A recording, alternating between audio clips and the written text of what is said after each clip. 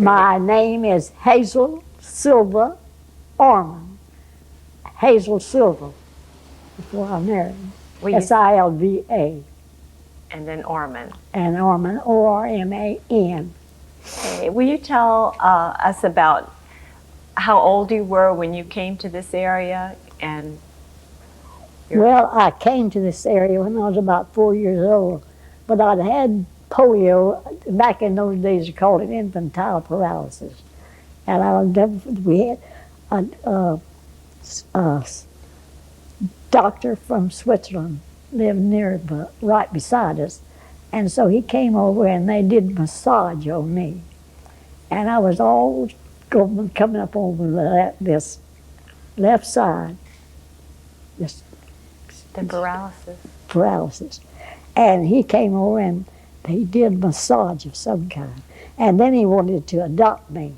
And because my mother had quite a number of children, but she said, I have lots of children, but I said, I don't want them to be adopted. So then we came to Stewart, and I was about 4 years old. Okay, when you were sick, you were where? I was in Daytona. Daytona, Florida. Yeah. Okay, and then you came to Stewart when you were... Came to it when I was 4 years old. And they still had the massage, and of course I was kind of petted because I had been a very sick child, but no one else in the family had it but me. So maybe tell us your birth date so we can get this in a time frame. When were you born? I was born February the 15th, 1908. Okay, and if you were 4 years old when you came, this was about 1912? I guess it was. Will you describe what you can remember of Stewart at that time? When fiddlesticks, it was nothing. We just had the old road in front of our house where Taylor Ashley real estate office is. Our house was set just a ways back from that. And it was a wooden house. And I know that, oh gosh, we had all kind of rooms in it. And it finally burned down, I think. Well, anyway, we moved from there to the bridge house because my daddy became a bridge tender and they put the bridge through. And the bridge was a concrete bridge, not a wood bridge, that went across that St. Lucie River. And I remember my mother used to, when we lived in the bridge house, the kids would come over. We just had kids from all over that would come over and they'd climb up. They had these big, high,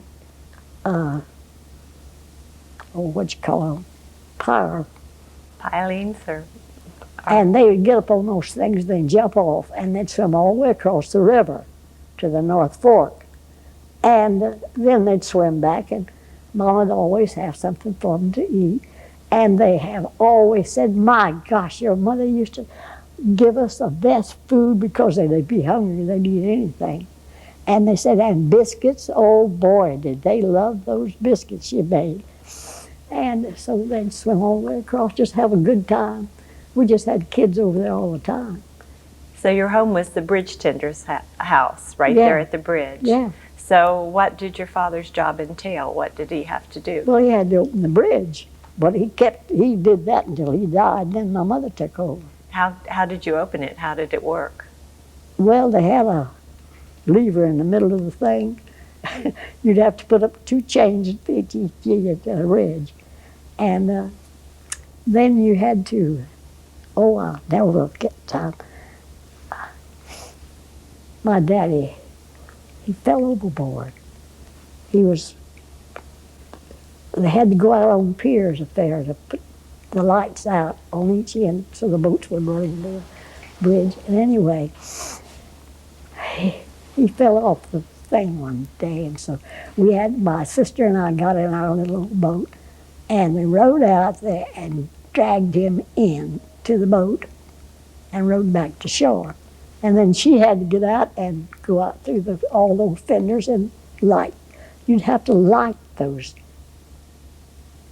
things at the end of the pier so the boats wouldn't run in to the foundation. So that was one of the jobs too, to light the bridge so it wouldn't be a hazard? Yeah, they had to. And this sister of mine used to do it. She was older than I was, and she could do it, and I couldn't. I said, I can't do that. I can't walk out there and fire those things up. But she did it. So it was before electricity. Yeah. And so how were they lanterns? Gas It was lanterns? a lantern, and just go out and light the darn thing. With a match. Yep. Seems dangerous. When your father fell over, was he opening the bridge or doing his... No, I don't know what he was doing, but he fell over and we knew he was over. And so we took the boat around there and pulled him back in. He could have been drinking. I don't know. Because they were forever giving him, they'd come through the bridge and they'd always give him a big bunch of hooch. And of course, he always would see the bridge was open for them. Oh. So this was during Prohibition? Oh, yes. And they would reward him for favors? That's correct. So tell me about your family, the number of children when you lived at the bridge tender's house. Well, let me see. And that was a time, was very interesting in that bridge tender's house because we could go down and go swimming anytime I wanted to. And I had an old swimming suit that was kind of, it was almost like your skin. And when I put that thing on, they'd think that I was almost naked going and swimming. And one time I was accused of doing it, and I wasn't. But I remember then the time that the elephants came by, or the circus, the performers came by, the elephants had to come across the bridge, walk across the bridge. And I was sitting on the porch and watching the elephants come across the bridge. And people just don't believe that. And I don't know how far they walked because I was a kid at that time. So they were probably in a traveling circus, and they was a traveling circus. It had to be. But they had these. I remember the one big elephant came walking by. But I said, well, gosh, I hope he doesn't have to walk all the way to Fort Pierce, but he didn't. It's very exciting to see elephants go across. Did you feel like it was your bridge? Did you feel possessive? Well, in a way, but then you had to protect yourself even on it. Just like I said, the time that gal came along and she had been drinking, and she just ran right up on that bridge, and I just climbed up over that big old thing and stood over there at the side until she backed off. So you could see she was coming at you and you jumped Yeah, over. and then one day we had a little nephew. Of course, he's grown now. And here he was. He cut Grandma and gone out and opened the bridge. And he was out there with his little toes hanging right over the edge of the bridge. And my mama just yelling for me to get out there as fast as I could. And I did get out there. And he didn't move, and I had to just reach over and get him and grab him back and take him back to the house. But he got untied. My mama used to tie him to a mulberry tree back in our backyard over there at the bridge house. And anyway, he got away, but he didn't get away anymore. But she was tying him like a leash to keep him from falling in the river? That's right. Okay. Because she had him tied up, but he got loose. It's an escape. And there he was with his little toes hanging over the edge of the bridge. What was his name? That was Jimmy Tucker. And he is still alive to this day. And the other day he called me up to tell me that, this niece of mine that lived out in Washington. And she died the other day, and she had been living in Pensacola. And so he said that her oldest son, Mark, only son that she had, Mark Paul Hamas, came, and whenever they found out that she had died. Oh, it's sad, but you still have contact with that little child you saved. How would you get to school from that location in the bridge tender's house, which was on the north side of the bridge? It was on the north side of the bridge. How did you get to school? I'd walk. Okay. With your sisters? Now, let me see how many I had. Yeah, we'd walk to school. And then Mr. Speedy used to take us if it was raining or something. A neighbor. He lived just down from us. He had a garage down there. Well, it was like a apartment because they lived upstairs, and the garage was downstairs. Okay, tell me about school. What was it like in those days? No TV cameras? We, oh gracious sakes alive! We didn't have anything, not compared to what they have today.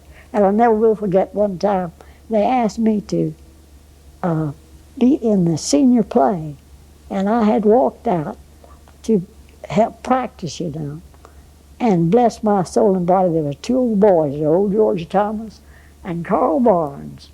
And so they decided that I think we'd finished practicing. And I started out to go home. It was dark. And so they said, oh, Hazel hasn't been kissed. Let's give her a good hug and kiss. Well, boy, I ran.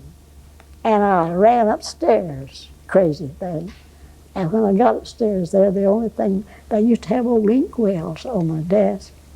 And so they got a little close to me. And when they did, I got that old ink bottle and I threw it, and it hit the wall right back of there. Splattered all over the wall. And they said, oh my God.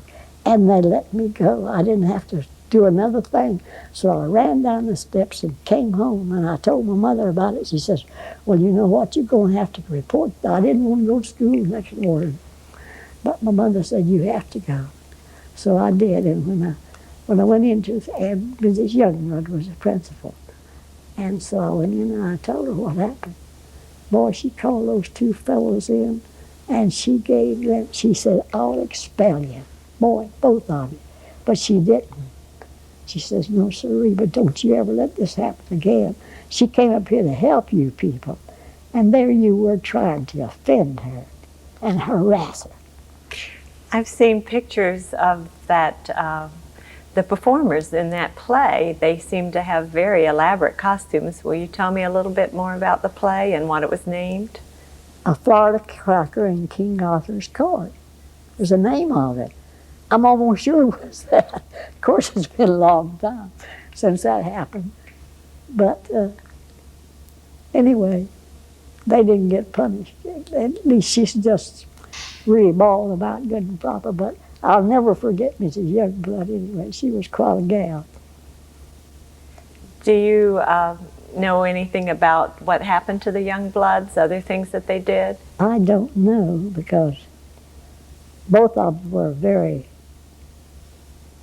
they were people that were interested in the community, and they did things. And very well educated. Very well, both of them. Okay. So this was probably your sophomore, junior year. Tell me about your senior year. I know that was the first year they had a yearbook for the high school. yeah. Why do you suppose that was the first year? And I don't know, because we never had a yearbook at all. And anyway, I was supposed to be must have been the treasurer, because one girl in the school wanted to be the beauty queen. And we didn't elect any beauty queen, but she wanted to be one. So she came in one day with $50, and she gave it to me, and I says, okay, you can be the beauty queen as far as I'm concerned. And old John Rudin, he was also there. And so I told John about it. He says, okay, let her be it. We'll just take the $50. We need it anyway. So we did. so it helped with the publication of the yearbook. It did. It did. What were things like in 1926 and 25? Were more people coming to town? Was the town growing?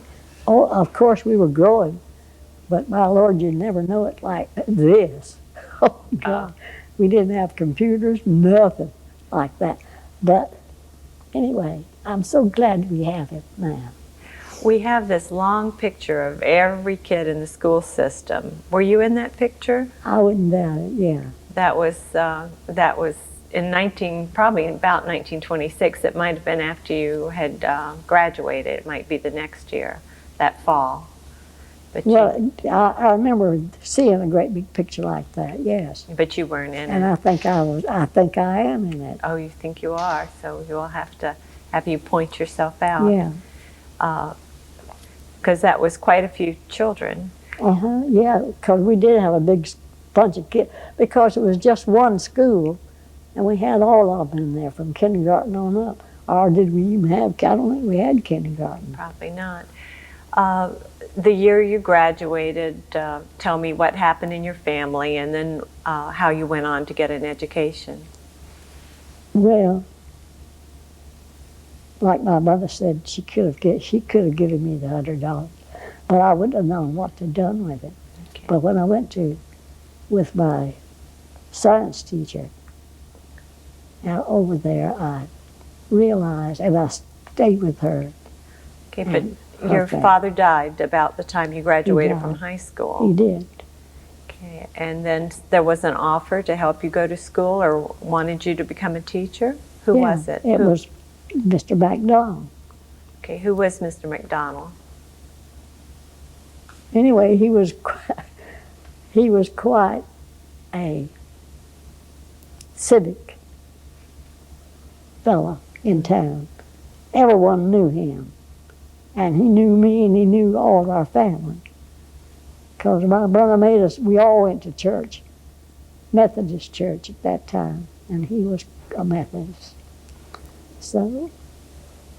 But he wanted you to go on and get a Yes, he teaching did. certificate? Mm-hmm. What did he do?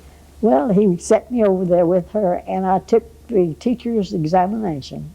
At that time, you had to take a teacher's examination. And I passed it. So when I came home, I was given a job. And I began teaching the year that I graduated. So you went to Tallahassee, got a little education. Did you take a few courses? I took that teacher's examination. You just took the teacher's exam? Yeah, and they came on back. And then the first salary I made, which was $110, I took it over there and I said, now, Mr. McDonald, I'm going to pay you back. And I paid him back. He didn't want to take it. But I said, you must take it. I have to have it. So you really started teaching with just your high school education? I did. And my teacher's examinations, so you had to have something. Right, just because you had the knowledge you needed, Yeah. but you didn't have any practical training or anything. No, at all. No, but I had the nicest bunch of children. Gosh, they were all good. And we just had the best time. Where was your class located, and what level did you teach? We had these little old, you know where the main, what's called right there on Ocean Boulevard. Instructional Center today. Yeah, and there was little buildings outside there, and I was teaching in one of those little old places. Can you remember any of your first students? Well, I have a darling picture of you with little Flora Hibson. But Flora Hibson was a wonderful person. And so, do you feel like you have all these children that you've taught through the years? Yeah, because when I went to that one class, that Lurleen was in Georgia, and I met them, they were just still my children. This was a local reunion of all the school people. Had a lovely time. Okay. You continued your education. You built on your education. Every year I'd go back and take more courses and add until I got a degree. Tell me what you felt about the libraries. Well, as I said, the library was one of the main things that I stressed. And when I came back, and then when the teachers realized that we were lacking things like that. And I said it was ridiculous if kids would go off to college and not know the first thing about a library, how to use it. And I said we should know how to use a library. So were you like the founding librarian in the school system? I guess I was, because I came back and introduced it all to them. And they thought it was a wonderful idea. They had no library in the school that you attended? We didn't have any library. So how did you feel when you went away to college? And Well, I felt lost. And I said I didn't want these kids to go off and feel lost when they went off. And we were supposed to have a library in every elementary school in Martin County. do you feel like your dream came true? Well, I know it did because the teachers, they realized what it was all about. See, I guess they had never experienced such a thing that I had. And I just felt absolutely lost, and I said, there's no point in these kids going up there not knowing what to do. And when I came in and saw all this stuff, I said, great gosh. And now they have computers, kids working. Because I went back and visited our library here in Stewart. And honestly, it was just amazing what they had. I just was so proud of them. But I didn't take any credit myself for it. I just said I was such a booby. I went up there knowing nothing about it. Had to start. A high school graduate and still didn't know. When Rose Walton talked earlier, she talked about her schools not being accredited and how she went to Palm Beach to get to graduate, West Palm. Well, So that must be why we were not accredited if we didn't have libraries. no, we didn't. We didn't have a thing. Nothing. We just talked, that was all. And loved each other. Do you feel like the children got a fairly good education even with so little in the schools? Well, they got what they could at that time. And we didn't know what kind of teachers we had because we had some horrible teachers. Did you? Yes, we did. Did you have some good ones too? And we had some good ones, but we did have some pretty bad ones. Of course, I'm not going to say who they were. But anyway, it was kind of bad, kind of hard to get rid of some of them. When were you married? What year were you married? You were Miss Silva when you started to teach, right? And I, by George, you have it, I remember the time I retired was 61, but I was married before then. Okay, you retired in 1961. You remember that. So how many years did you teach in the 45. 45 years in the system. That's really something. Yes, sorry. So now you live in Stewart. Will you tell me where you live and maybe about how long you've lived there? Oh, I couldn't tell you how long I've lived there, but I know my husband built the house. Okay, And we lived there since on Alamanda Street in Alamanda Stewart. Way. Alamanda Way. So what have you noticed about the beautification of the area lately? Do you feel like it's become more beautiful or less beautiful? Well, I think we have to take it yard by yard, and we have neighbors that are very good, and they keep the places looking nicely. But we've let ours kind of go down, but the flowers that as I told you before, those little flowers that I have in the yard today, I planted a long, long time ago, and they've decided they'd come back.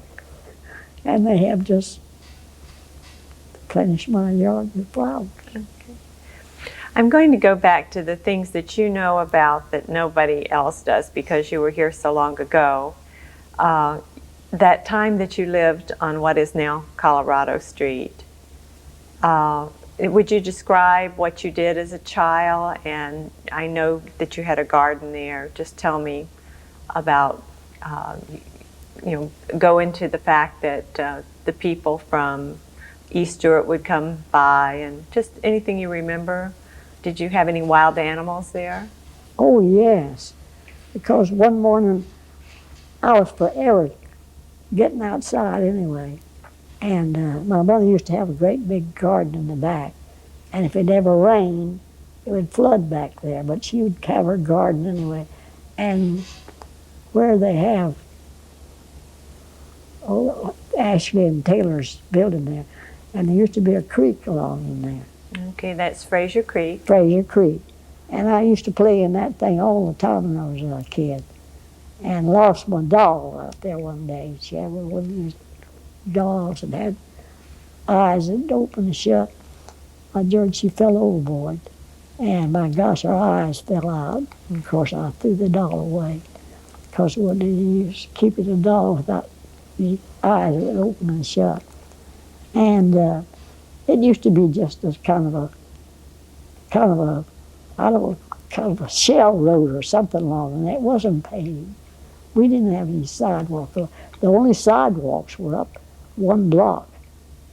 And we used to go up in there and skate. I just skate with one skate. I didn't have any, but I'd skate around there with one skate on that one block.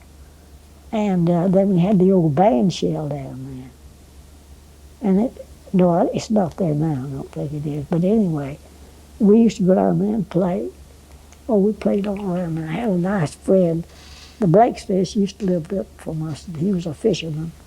But every year they had a daughter that lived in someplace in the north, and she'd always send apples down to them. And naturally, we'd always go up and have apples with the kids. So we just had a good time, that's all.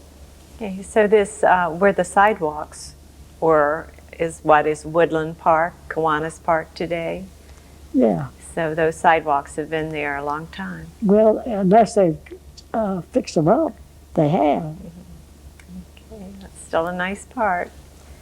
Okay, is there anything, they're doing this film because of the 75th anniversary of Martin County. You know, Martin County was formed in 1925. Is there anything you would like, you think is significant that you know about living here all those 75 years since it's been a county, and even before? Well, I remember that when we wanted fruit of any kind, the MacPhersons had a grove just across the creek, way on down. And every time they had a funeral, they had to bring it right by our place because the cemetery was out in that section. It's where Colorado is today, but way on out.